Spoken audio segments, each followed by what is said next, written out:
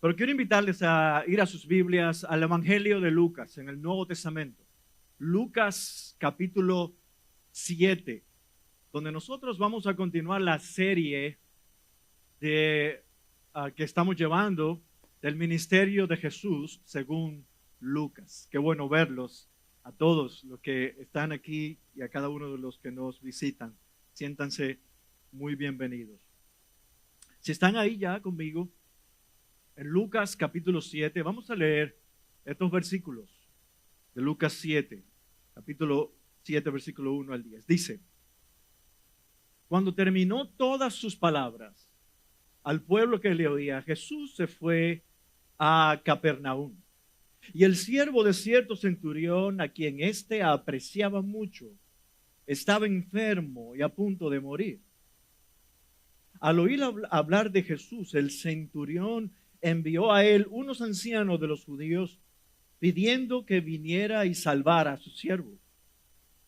Cuando ellos llegaron a Jesús, le rogaron con insistencia diciendo: el centurión es digno de que le concedas esto, porque él ama a nuestro pueblo y fue él quien nos edificó la sinagoga. Jesús iba con ellos, pero cuando ya no estaba lejos de la casa, el centurión envió a unos amigos diciendo: Señor, no te molestes más, porque no soy digno de que tú entres bajo mi techo. Por eso ni siquiera me consideré digno de ir a ti. Tan solo di la palabra y mi siervo será sanado. Pues yo también soy hombre puesto bajo autoridad y tengo soldados bajo mis órdenes. Y digo a este: ve y va, y a otro: ven y viene, y a mi siervo: haz esto y lo hace. Al oír esto, Jesús se maravilló de él y volviéndose dijo a la multitud que lo seguía: les digo que ni aún en Israel he hallado una fe tan grande. Cuando los que habían sido enviados regresaron a la casa, encontraron sano al siervo. Vamos a orar. Señor, te hemos cantado y te hemos adorado de diferentes maneras. Y ahora, al venir a tu palabra, que es viva, autoritativa, y es poder tuyo para salvación a todo aquel que cree, queremos rogarte que tu Espíritu que la inspiró ministre a nuestros corazones con ella. Cambie nuestra vida. Aliente nuestra fe. Señor, que tú seas con el predicador. Él es insuficiente, pero tú eres poderoso y suficiente. Bendice tu palabra en nuestros corazones. En Cristo te lo pedimos. Amén. Un artículo reciente en un diario digital colombiano señalaba que uno de los temas más consultados a la inteligencia artificial, a la IA, ¿cómo ganar la lotería? Pregunta como: ¿qué debo hacer? ¿Qué estrategia debo implementar? Se ha vuelto comunes entre quienes anhelan hacerse millonarios. Este periódico digital de Colombia le preguntaron a 3 sistemas de IA, de inteligencia artificial, a ChatGPT, a Gemini y a Meta, por sus consejos. Aunque todos afirmaron que no hay garantías, coincidieron en sugerencias como, y yo espero que nadie tome estas sugerencias para jugar la loto: juega regularmente pero con moderación, elige números aleatorios, participa en grupos o peñas y considera juegos con mejores probabilidades. Y ante la clásica pregunta: ¿me das consejos para ganarme la lotería?, ChatGPT respondió con humor: la pregunta del millón. Ojalá tuviera la fórmula mágica, pero lamentablemente la lotería es puro azar. Oigan cómo respondió ChatGPT. Hasta se rió. Muchas personas conciben la fe como un asunto similar, el azar, misteriosa, conectada a lo oculto o a lo místico. Y algunos hasta juegan números relacionados con sus sueños, con cosas que se han soñado, pensando que de la fe en esos sueños los ayudará a ganar. Pero eso no es fe bíblica, es superstición. Es una creencia sin fundamento y sin evidencia ninguna. Y a eso la Biblia le llama presunción, no fe. La fe bíblica, en cambio, se basa en la revelación de Dios a nosotros, tanto por medio de la creación de todas las cosas, pero de forma más clara por medio de su palabra.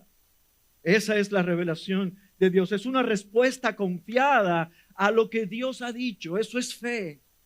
Y Dios espera que creamos en lo que Él nos ha dicho.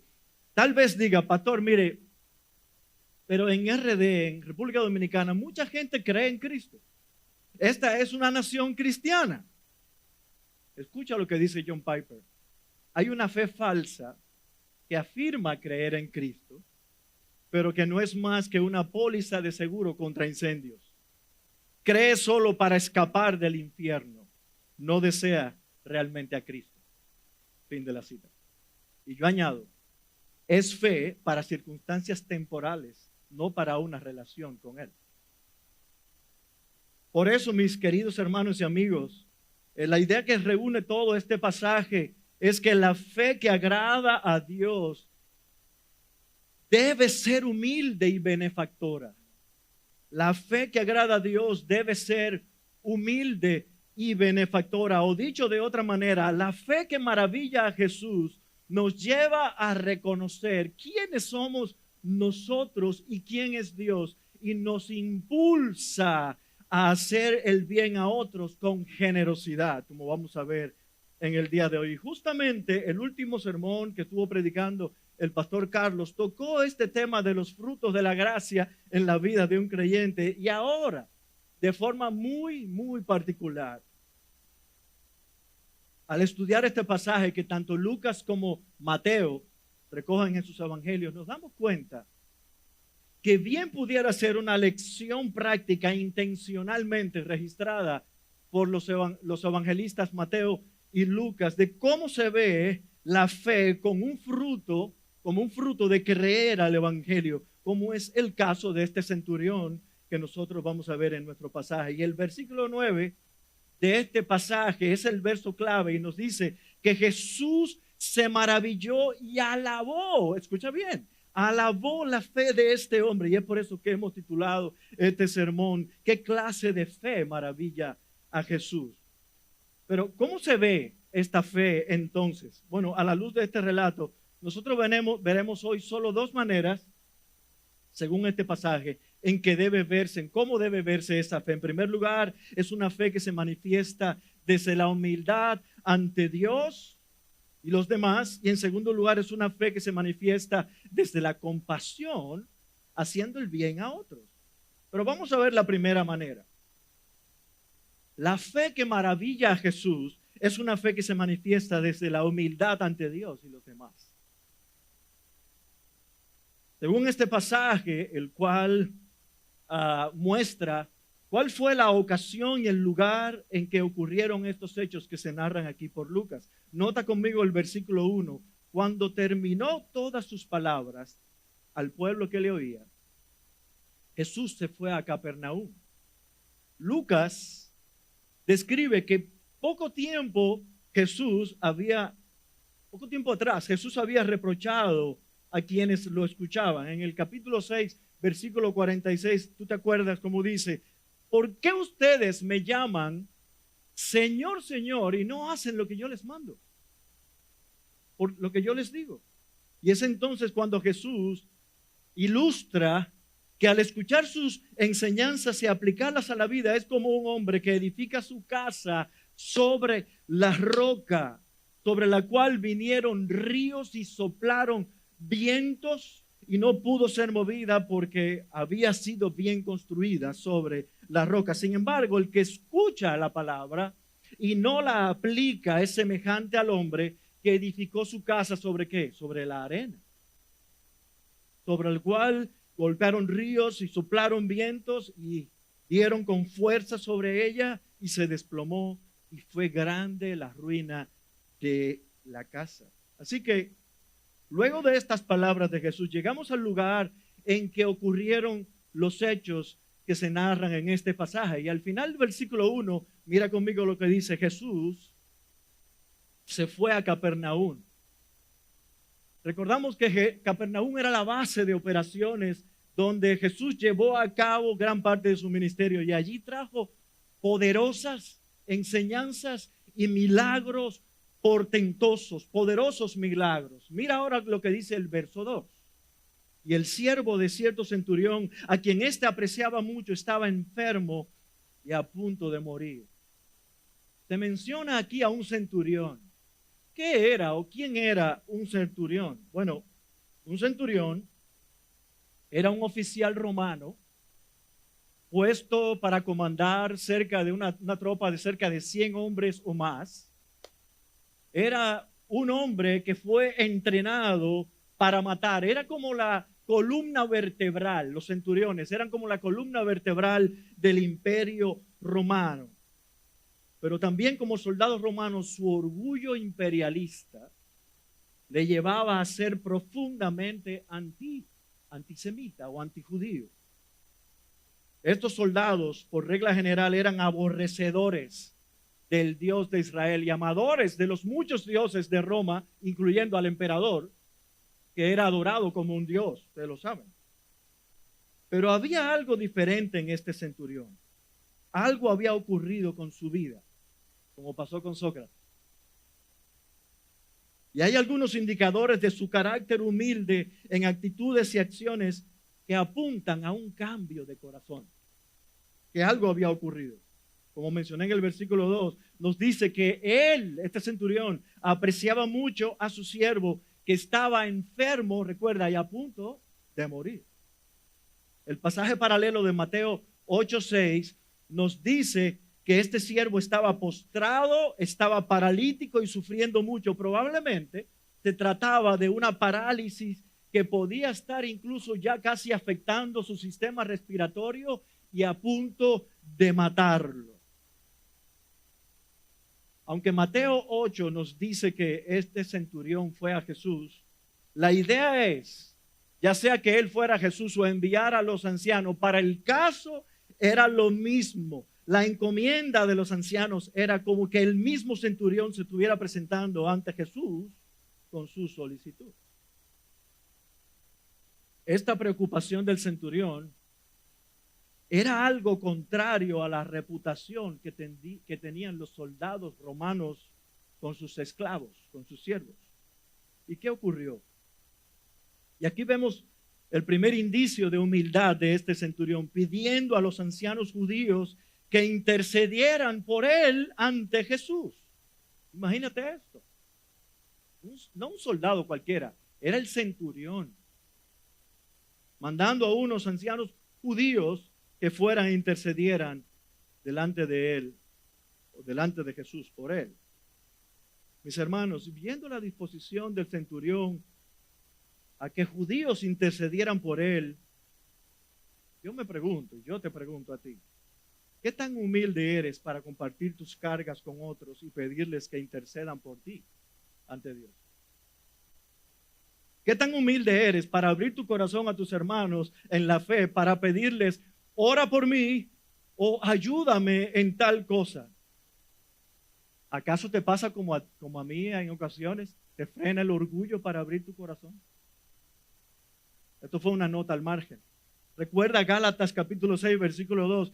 Lleven los unos la carga de los otros y cumplan así la ley de Cristo. Y en Santiago capítulo 5, versículo 16.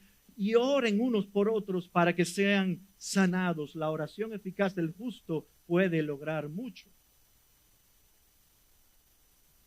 La siguiente escena, en el versículo 4, nos dice que los ancianos rogaron a Jesús con insistencia, diciendo a Jesús que este centurión era digno de que le concediera la sanidad de su siervo. ¿Por qué? Bueno, el verso 5 lo dice. Dice, porque Él ama a nuestro pueblo. Y fue Él quien nos edificó la sinagoga. Nota cómo Lucas va subiendo de tono sobre el carácter y la fe de este hombre. Escucha lo que él dice, Él ama a nuestro pueblo. De nuevo, todo lo contrario a la manera en que los soldados romanos estaban supuestos a tratar a la población judía. Y encima de eso, le dicen a Jesús, Él nos construyó la sinagoga. Probablemente la única sinagoga que había en todo Capernaum, en toda la ciudad de Capernaum. Y era el lugar donde se reunían los judíos. Sabemos lo que es la sinagoga. Se reunían los judíos ahí para adorar los sábados. Es evidente la buena reputación que tenía este centurión en todo Capernaum y en especial para con los judíos. Yo me gustaría hacer otro paréntesis aquí. ¿Cómo está tu reputación delante de otros? ¿Eres reconocido por los que te rodean como alguien amable y gentil? ¿O hay indicios en ti con mucha frecuencia de orgullo y prepotencia? Yo te pregunto, y me la hago a mí también, ¿estarías dispuesto a ser evaluado por tus hermanos de la iglesia? ¿Por tus compañeros de trabajo? ¿O más aún por tu propia familia? ¿Qué dirían de ti? A mí no me gusta hacerle preguntas a mi esposa. Ella es implacable. Y tal vez tú dirás, mire pastor, yo soy así. Y yo sé que yo tengo mis cositas. Usted sabe, nadie es perfecto. Y yo te diría, bueno, mi hermano, mi querido hermano, la verdad es que todos tenemos debilidades de carácter. Pero en la vida cristiana debemos sacar de la ecuación de nuestra mente el yo soy así, porque el evangelio tiene poder de transformarnos, tal y como está sucediendo como este centurión. Cuando el evangelio llega a la vida de una persona, y perdóname Sócrates, como te pasó a ti, lo transforma, lo cambia, de tal manera que yo no puedo decir, no es el argumento, yo soy así. Cristo cambia, Él transforma. O tal vez cuando alguien piensa mal de ti y tú te enteras, ¿cómo reaccionas tú? Hay una frase de Carlos Spurgeon que me impactó fuertemente acerca de cómo nosotros deberíamos pensar de nosotros mismos de una manera justa. Dice Spurgeon, hermano, si algún hombre piensa mal de ti, no te enojes con él porque tú eres peor de lo que él piensa que eres. Si te acusa falsamente por algo, estate satisfecho porque si te conociera mejor podría cambiar la acusación y no saldrías beneficiado por ese cambio. Si pintan un cuadro moral de ti y es feo, estate satisfecho porque todavía necesitaría unos toques de negro para acercarte más a la realidad. Una de las mayores obras de gracia en el corazón es humillar nuestro orgullo, dice Spurgeon. Y tú te acuerdas lo que el apóstol Pablo dijo en Romanos capítulo 12, versículo 3. Ninguno tenga más alto concepto de sí que el que debe tener, sino que piense de sí con buen juicio. Pero ahora mira cómo se va poniendo mejor la cosa en este relato. Como yo diría, el principal indicador del carácter y la clase de fe que este hombre tenía, que le llevó a mostrarse tan humilde ante Jesús,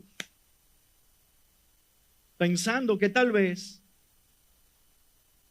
él no solamente había abrazado la fe de los judíos. Esto puede ser un indicador muy probable, 98% probable, de que no solamente él había abrazado la fe de los judíos, sino que él había abrazado la fe en Cristo. Que él había abrazado la fe en Cristo.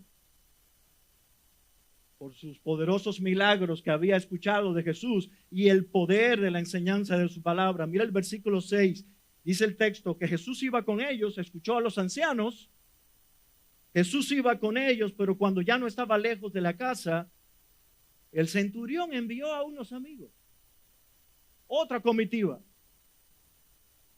¿Tú sabes una cosa? Jesús en su capacidad de omnisciencia y omnipresencia, porque hay atributos de los cuales Jesús no hizo dejación en su encarnación. Él sabía lo que estaba pasando con el centurión. Él escuchó a los ancianos judíos y escuchó entonces también ahora a los amigos que envió el centurión. Pero antes de que ellos llegaran, ya Jesús sabía. En su omnipresencia y su omnisciencia, Jesús no necesitaba estar allí en casa del centurión para saber lo que estaba pasando en su casa con su siervo y más aún en el corazón de este hombre. Aún así, él emprende el camino, pero sucedió que estando cerca allá de la casa, los amigos le traen este mensaje que era todo lo contrario a lo que los ancianos dijeron de él. Los ancianos dijeron, acuérdate, él es digno de que vayas y le ayudes sanando a su siervo. Pero ahora mira la palabra del mismo centurión. Señor, ellos se equivocaron. No soy digno de que tú entres bajo mi techo. Por eso ni siquiera me consideré digno de ir a ti. Tan solo di la palabra y mi siervo será sanado. Era como decirle a Jesús, Señor, mira, lo pensé mejor. Mira, en verdad, yo conozco muy bien mi condición de pecador y que tú eres muy santo para venir a mí. Así que ni siquiera mi casa es digna de ti. Yo mismo sabía que yo no llenaba la medida de dignidad para ir delante de ti. Yo creo, así que solo di la palabra y que si lo dices, mi siervo va a sanar. Yo no sé si tú te diste cuenta. Tenemos aquí ahora un hombre que ni siquiera es parte del pueblo del pacto Israel. Y con la poca revelación que él tenía de Jesús, llamándolo curios. Curios es la palabra griega que se menciona aquí, cuando dice Señor. Y significa amo, Señor, atribuyéndole divinidad a Jesús. Es la transliteración de la palabra Jehová del Antiguo Testamento en la Septuaginta, en la versión de la Septuaginta griega, es la palabra kurios. Él estaba reconociendo la divinidad santa de Jesús. Señor, no soy digno de que tú entres bajo mi techo. Muy al contrario, a aquella multitud a quienes Jesús les reprochó su incredulidad y desobediencia cuando les dijo, ¿por qué me llaman Señor, Señor y no hacen lo que yo les digo? ¿Se dan cuenta? Dice R.C. Sproul, solo hay un atributo de Dios que siempre se eleva al tercer grado de repetición en las Escrituras. Solo hay una característica de Dios todopoderoso que se comunica en el grado superlativo de la boca de los ángeles, donde la Biblia no simplemente dice que Dios es santo o incluso que es santo, santo, sino que Él es santo, santo, santo. La Biblia no dice que Dios es misericordioso, misericordioso, misericordioso, o amor, amor, amor, o justo, justo, justo, o ira, ira, ira, sino que Él es santo, santo, santo. ¿Cómo nosotros, hechos a su imagen, podemos ser indiferentes ante su santidad? Esta fue la visión de Isaías, ¿te acuerdas? Isaías capítulo 6. Y también la visión de Pedro delante de Jesús, luego de la pesca milagrosa. Apártate de mí, Señor, que soy un hombre pecador. Y ahora la visión de este centurión, la interpretación de quién era que se estaba acercando a su casa. Mis hermanos, creo que con frecuencia perdemos la perspectiva y olvidamos la gloriosa santidad de nuestro Dios y que su palabra es fiel y poderosa, autoritativa para hacer que las cosas sucedan. Y tal vez este hombre había escuchado la autoridad, cómo enseñaba Jesús, cómo por el poder de su palabra él sanó a la suegra de Pedro, sanó al hombre lleno de lepra y al paralítico levantó de su parálisis. Y no solamente eso, le dijo, tus pecados te son perdonados. Posiblemente el centurión había escuchado todo eso. Lo poco que él sabía de Jesús era suficiente para creer en su poder, para sanar a su siervo, sin tener que venir a su casa. Mis hermanos y amigos, quien iba de camino a casa del centurión era aquel que con el poder de su palabra dijo, sea la luz, y se hizo la luz. Y llamó todo a la existencia con el poder de su palabra. Pero mira ahora cómo dice el versículo 8, cómo el centurión trata de razonar con Jesús. pues yo también soy hombre puesto bajo autoridad y tengo soldados bajo mis órdenes y digo a este ven y va y a otro ven y viene y a mi siervo haz esto y lo hace. Y este es su razonamiento: Señor, yo sé lo que es la autoridad. Yo tengo autoridades sobre mí, pero también yo cuando mando a hacer algo a los soldados, ellos lo hacen. Y el razonamiento es este: si ese soy yo, que soy un indigno pecador, ¿cuánto más tú que eres Dios? ¿Cuánto nosotros confiamos en la palabra autoritativa de Jesús? Y ahora mira las palabras de Jesús en la mejor parte de esta historia. Aquí cuando tú estás viendo una película o una serie, tú dices, aquí es cuando la cosa se pone buena. Versículo 9. Al oír esto, Jesús se maravilló de él y volviéndose dijo a la multitud que lo seguía, les digo que ni aún en Israel he hallado una fe tan grande. Me gustó mucho lo que alguien dijo. Me encantó esto. Nada maravilla más que ver al maravilloso Hijo de Dios maravillándose por algo. ¿Lo escuchaste bien? El autor de la fe y quien la da para que el hombre pueda creer, ahora se maravilla por la fe de este hombre. Y no solo eso, sino que también lo reconoce y lo alaba públicamente. Imagínense la multitud detrás de Jesús. Y Jesús, cuando escucha estas palabras del centurión, se voltea y le dice, yo no he visto una fe así en Israel, ni aún en Israel. Jesús se regocija cuando nuestra fe da mucho fruto. Él estaba viendo el fruto de la fe en el centurión. Jesús no se maravilló por las buenas obras de este hombre, ni por su posición, sino por su fe. Y por supuesto, la humildad de este hombre fue la demostración de su fe en Cristo. Señor, yo no soy digno. Si hay alguien digno aquí y en todo el mundo, en toda la bolita del mundo, ese eres tú. En el universo entero no hay nadie más digno que tú. Y tu palabra es poderosa y yo confío en ella. Señor, solo dila. Solo dila. No tienes ni siquiera que venir.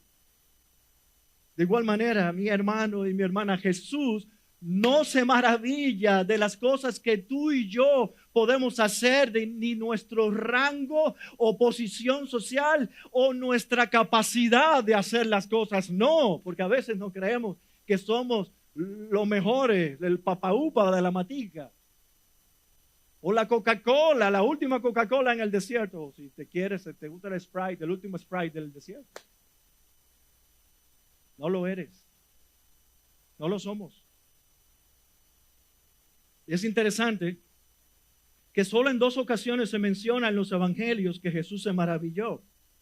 Una fue en Marcos capítulo 6, versículo 6, donde se maravilló con un asombro negativo. ¿Tú sabes por qué? Por la incredulidad de los de Nazaret. Dice el texto que Jesús se maravilló, se asombró de la incredulidad de los de Nazaret. Y la otra manera en que Él se maravilla, el otro momento en que Él se maravilla es en este pasaje. Y es curioso también que solo a dos personas Jesús alaba por su fe. ¿Tú te acuerdas? La fe de la mujer sirofenicia. Y la otra fue este centurión. ¿Y tú sabes qué tenían en común la mujer sirofenicia y este centurión? Que no eran de Israel. No eran judíos. No eran judíos. Es por eso que Jesús se voltea a la multitud y le dice, les digo que ni aún en Israel he hallado una fe tan grande. ¿Y cómo termina esta trama? Bueno, mira conmigo el versículo 10. Cuando los que habían sido enviados regresaron a la casa, encontraron sano al siervo, mis hermanos. Exactamente como el centurión rogó humildemente en fe a Jesús, así Jesús soberanamente obró con el poder operativo y autoritativo de su palabra. en el centurión, en el siervo moribundo, hasta librarlo de la muerte y sanarlo completamente. Mis hermanos, nuestro Dios y Salvador Jesucristo es aquel que da vida a los muertos y llama las cosas que no son como si fueran, dice Romanos 4:17. Mi hermano y mi hermana, entonces, ya sabes de qué manera tú y yo podemos impresionar a Jesús. Crea su palabra. Creamos a su palabra. Pero fíjate lo que yo mencioné. Jesús soberanamente obró con un poder operativo y autoritativo en su palabra. ¿Tú te acuerdas del caso de Lázaro? Lázaro estaba muy enfermo y a punto de morir. Y el Señor Jesucristo lo sabía. Y permitió que Lázaro muriera y Lázaro murió. Pero el Señor, sabiendo eso, no fue para que la fe de los discípulos, su nombre fuera glorificado y la fe de los discípulos creciera y se afirmara hasta que fue a la tumba de Lázaro y aquel que creó todas las cosas con el poder de su palabra y dijo, sea la luz, y fue la luz, dijo, Lázaro, sal fuera, quiten la piedra, y Lázaro, sal fuera. Lázaro salió con el poder de su palabra. Y un día, con el poder de su palabra, Él nos levantará a ti y a mí de la tumba. En Mateo 25:23, y nos dirá, Él, bien, siervo bueno y fiel, en lo poco fuiste fiel, sobre mucho te pondré, entra en el gozo de tu Señor. Mi hermano y mi hermana, algo que podemos aplicar a nosotros también en el testimonio de fe del centurión es que no nos cansemos de predicarle a alguien que nosotros creamos que tiene un corazón endurecido. Porque tú sabes qué pasa. Soberanamente Dios envía una crisis y ablanda su corazón. Y lo que ha escuchado de la semilla del evangelio que tú le has sembrado, Dios lo puede usar para producir humillación en su corazón y venir rendido a los pies de Cristo. Así que tú y yo debemos seguir orando. Debemos seguir clamando al Señor. Y a ti que estás aquí, incluyendo a mis hermanos y hermanas en Cristo y a mí también. Si el Señor te tiene en medio de una crisis y Él está ablandando nuestro corazón, estamos a punto de conocer mejor al Señor.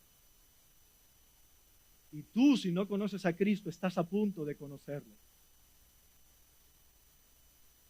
Ya hemos visto que la fe que maravilla a Jesús es una fe que se manifiesta desde la humildad ante Dios y los demás. Pero en segundo lugar y finalmente, es una fe que se manifiesta desde la compasión, buscando el bien de otros. Ya nosotros vimos la humildad como fruto de la fe de este centurión, pero ahora también, contrario a las expectativas, vemos cómo este centurión mostró compasión por otros, algo que era fuera de lo común, dando evidencias de una transformación por la obra del evangelio en su vida. ¿Y cuáles fueron esas acciones compasivas que mostró este centurión romano? Bueno, a causa de su preocupación por su siervo muy enfermo, a quien apreciaba mucho, dice el versículo 3, al oír hablar de Jesús, el centurión envió a unos ancianos de los judíos pidiendo que viniera y salvara a su siervo. Mira el versículo 7. Nos dice la manera en que él mandó a decir a Jesús por sus amigos también. Tan solo di la palabra y mi siervo será sanado. ¿Tú sabes cuál es la palabra o la frase que usa en el versículo 7 cuando dice el centurión, mi siervo? En el original es mi muchachito, mi muy querido. Su siervo era muy querido. Está enfermo. Y si tú vienes y dices la palabra, mi siervo será sanado, mi muchachito será sanado, una ternura tremenda, una compasión tremenda. Mis hermanos y amigos, en aquella sociedad, sobre todo en la cultura romana, un siervo era un esclavo que era como nada. Era solo una herramienta para ser usada cuando su propietario quisiera, hasta el extremo que un siervo no tenía derechos, ni siquiera tenía el derecho a vivir. Y un propietario podía, escucha esto, si quería matar a un esclavo sin tener que rendir cuentas a nadie, sobre todo los romanos. De modo que ¿qué era lo más fácil para este centurión? Dejar que el siervo se muriera. No coger más lucha, reemplazándolo por otro. Pero no fue así. Contrario a la media común, este centurión se preocupó profundamente por su amado siervo, tal así que procuró que Jesús lo sanara. Y a mí me gustaría pensar que probablemente su siervo eventualmente no solamente vio y disfrutó de la compasión de su amo, sino que un día él abrazó la fe de su amo. No lo sabemos, la Biblia no lo dice, pero tú sabes que en el cielo habrán sorpresas. La persona que menos tú te imaginas, sobre la cual tú tal vez has influido por tu fe, te lo vas a encontrar en el cielo. Tal vez una gente que tú tienes mucho que no ves. Y cuando llegues al cielo, pero tú estás aquí. Yo no sé si en algún momento, si en el cielo vamos a tener memoria. Yo creo que sí.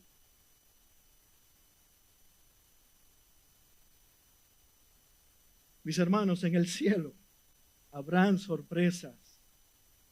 Escucha estas palabras de Juan Carlos Riley. Dichosa la iglesia cuyos miembros no solo desean llegar al cielo, sino también llevar a otros con ellos. Y haciendo un paréntesis aquí, de seguro la enfermedad de este siervo había cambiado la agenda de este centurión.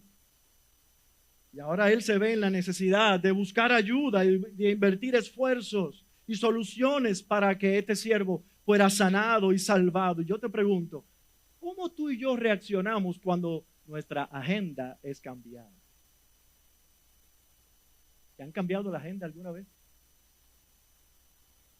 Justamente mientras me preparaba para predicar, había orado al Señor por su ayuda para hacer morir el orgullo en mí y que me ayudara a morir a mis propios deseos y comodidad.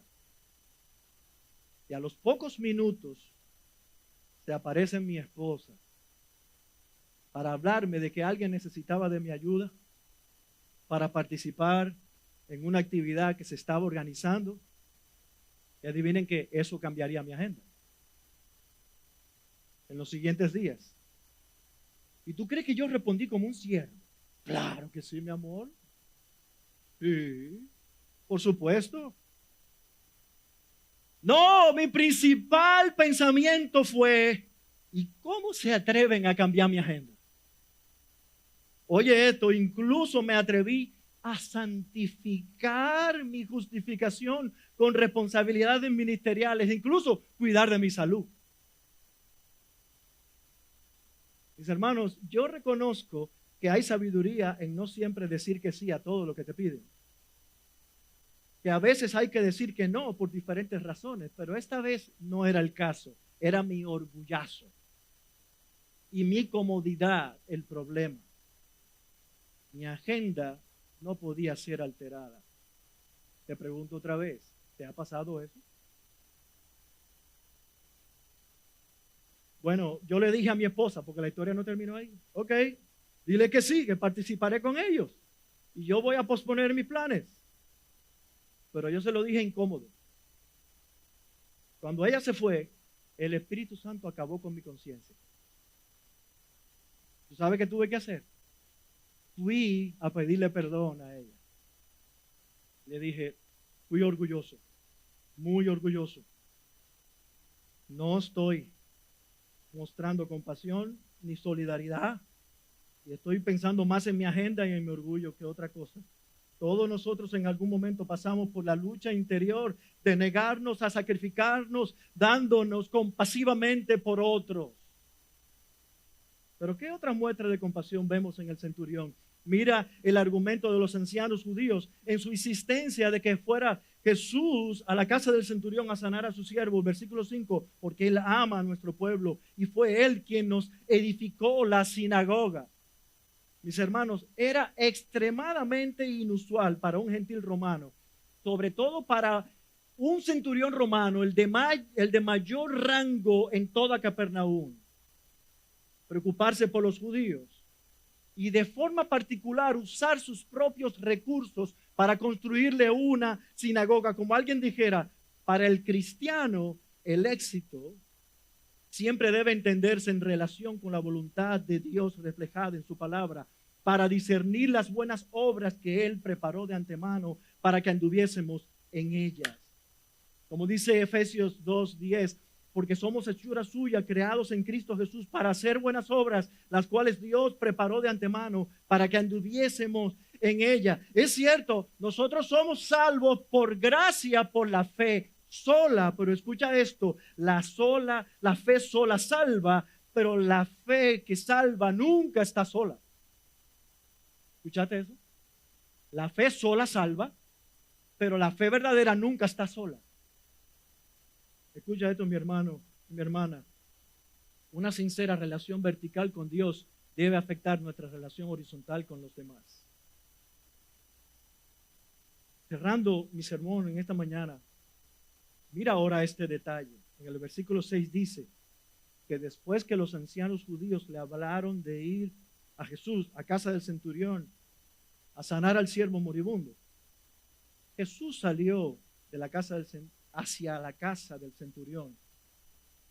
Él se movió. Él no siguió haciéndole preguntas a los ancianos. Él se movió. Jesús estuvo dispuesto a ir a casa del centurión, un gentil pagano. Y yo te pregunto, ¿no debemos nosotros estar dispuestos a alcanzar compasivamente a otros a quien el Señor quiere alcanzar?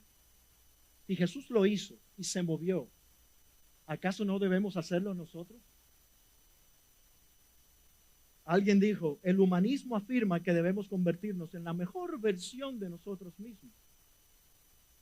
Pero el Evangelio nos exhorta a ser transformados a la imagen del Hijo de Dios, de Cristo.